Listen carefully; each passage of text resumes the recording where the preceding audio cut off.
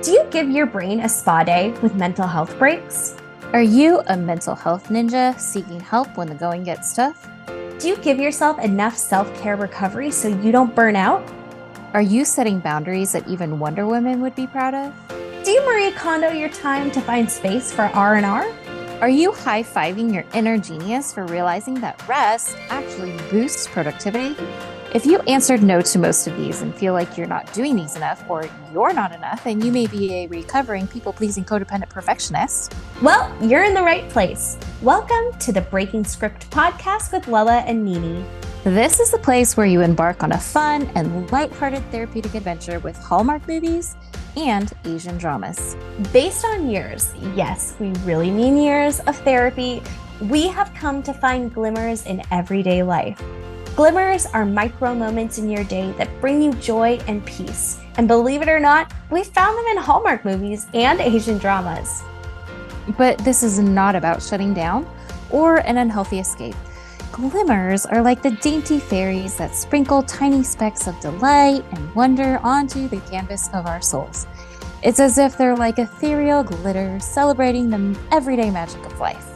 So when triggers pull at the threads of our emotions and manifest involuntary trauma responses in our bodies that we don't appreciate, glimmers do the opposite. They delicately weave shimmering threads of delight, leaving us with a heart touched by the sparkle of positivity and, more importantly, a calmed vagus nerve.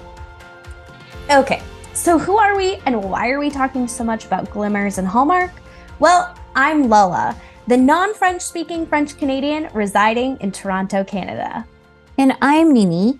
I'm an ABC, an American-born Taiwanese who speaks conversational Taiwanese and kindergarten-level Mandarin.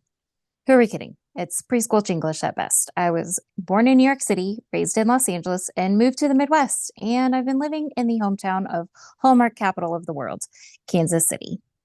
I met my husband in Kansas City while I was living there for a few years.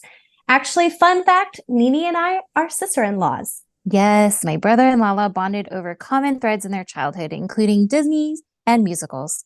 So get ready for references of all things Disney and musicals, the real Rodgers and Hammerstein ones, of course, and also 90s music and shows, Gilmore Girls, and I cannot even tell you how much I'm looking forward to introducing Lala and my brother to the world of K-dramas, K-pop, T-dramas, and more. And what a dream to marry this all with the magic of the fall season and Christmas season, all along with Hallmark movies. Okay, so aside from the Disney and the musicals, I have something to confess. I'm actually just a longtime reality TV lover. All the Housewives, all the 90 Day Fiancé shows, you name it, I probably love it. But I'm still new in this Hallmark world. Now, don't get me wrong, nothing is better than having a Hallmark movie playing in the background at Nana's house. But as I've started to intentionally watch, a whole new world and love has started to open up. It's all about those Disney feels for me. All the feels. So think fluffy eggs. This is my love letter to the Rosenthal family. Phil Rosenthal is the creator, writer, and executive producer of Everybody Loves Raymond, and his wife, Monica Rosenthal, played Amy, Brad Garrett's character, Robert's wife.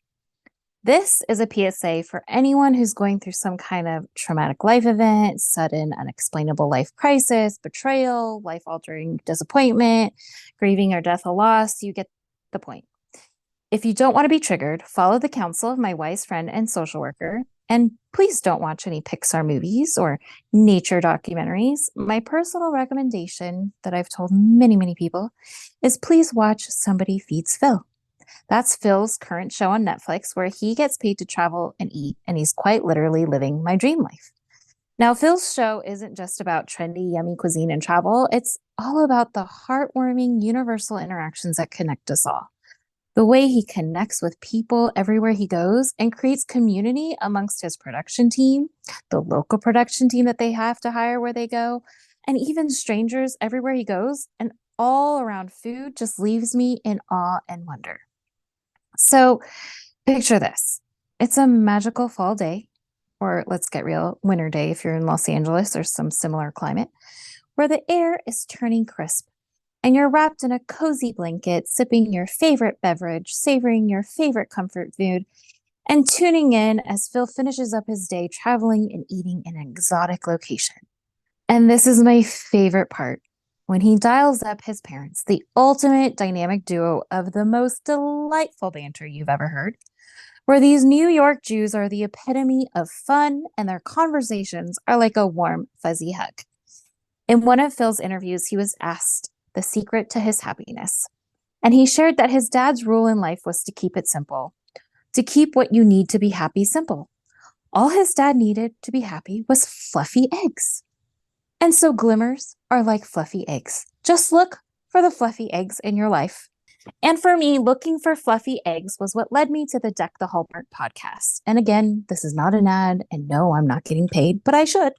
I truly got all the feels when I discovered Bran and Dan and all their friends at the Deck the Hallmark podcast. If you're a DTH podcast fan, you'll see what I did there with all the feels. Bran loves Hallmark movies and Dan hates Hallmark movies. And when you tune into our History of Hallmark episode coming up next, you'll find out why I instantly fell in love with the Deck the Hallmark podcast, which became a therapy session for me. Those who know me well are probably shocked to hear me admit that I am a new Hallmark fan. Even though I'm more familiar than Lala at this point, I am a relatively newbie to the Hallmark world. But putting in my headphones and tuning in to listen to the Deck the Hallmark podcast was an instant extended glimmer in my day. The level of joy they bring me is absolutely ludicrous, and it's almost equal to the joy brought by the delights of the Rosenthal family. And Deck the Hallmark should be paid by Hallmark because I literally watch Hallmark movies so I can follow along the hilarious and healing for me podcast episodes. I honestly really love the fluffy eggs analogy.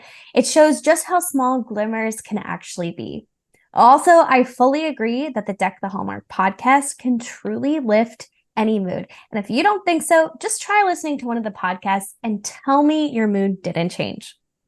Exactly. So, what we're doing here is convincing ourselves that this is a self care hobby and not an unhealthy coping mechanism. The way we are indulging in these Hallmark movies and Asian dramas isn't about seeking an escape from reality. On the contrary, I've recognized that immersing myself in these lovely and even cheesy narratives provides a valuable mechanism for me to contemplate and dissect various aspects of my own life. Basically, these stories have served as a metaphorical mirror. It allows me to examine my own emotions, experiences, and thoughts from alternative perspectives. I started to realize this was helping me process my triggers. So now that we're talking all about and drawing awareness around triggers and glimmers, Lala, please share with us what is an example of a trigger and what does it feel like for you? So, for me, a trigger can feel like an overwhelming sense of emotion that is very difficult to control. And sometimes, or oftentimes, it's accompanied with anxiety. Something that can really set off my trigger is too much obligation and the guilt of having to say no. There's too much on my plate. I'm trying to do everything. The guilt is building up. I'm not saying no. And it just sends me into a spiral. But we all have our things. Oh, yes, it's the same for me. Why is saying no so hard? I can feel it in my chest and my gut. I'll have a tight neck and shoulders. There's this low grade constant panic in the background of my life, and it'll take me an hour of tapping to get my body and brain to calm down and cut through the brain fog and confusing swirly thoughts that no amount of coloring or diamond art or crocheting can help. So, why are we doing this? It's not just about recapping. It's like embarking on a therapeutic adventure, but with you. Consider it our cinematic self care session. And remember, we're not just passive viewers. We're here to dissect the hidden messages, untangle the complexities, and even uncover those not so magical moments of unhealthy behaviors. And throughout, we'll be weaving in our own perspective and life experiences. And last but not least, this is Nini's low-key pitch for Asian American drama channels to manifest themselves and live the dream of going from the Breaking Script podcast to the Breaking Bread show where someone pays Lala and Nini to travel and eat and watch Hallmark movies and Asian dramas. And a disclaimer, this is a podcast designed for comedic entertainment purposes only. The content, including any discussions, anecdotes, or advice, should not be interpreted as genuine therapy, medical advice, or mental health guidance.